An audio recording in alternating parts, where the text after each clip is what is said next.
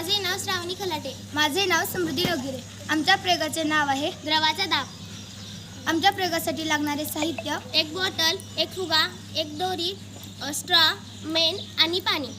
आमच्या प्रयोगाची कृती: एक बॉटल घेतली, त्या बॉटलला खालच्या साईडला एक छिद्र पाडले व त्या छिद्रातून एक स्ट्रॉ घातली व छिद्राच्या बाहेरच्या टोकाला फुगा बांधला व फुग्यातून हवा बाहेर येऊ नये म्हणून त्या फुग्याला व स्ट्रॉला दोरी बांधली आणि बाटलीच्या छिद्रातून हवा बाहेर येऊ नये म्हणून बाटलीला मेण लावले व आता आपण ह्यात पाणी ओतूया.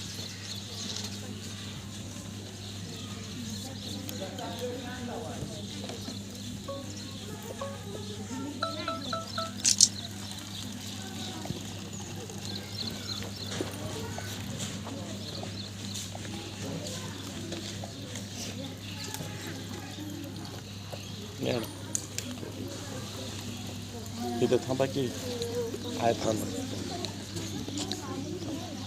आहो थांबा काय जसजसे आपण बाटलीत पाणी ओतू तसं फुगा फुगतो.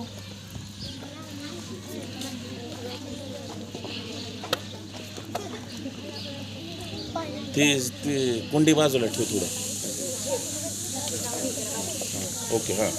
असे का होते?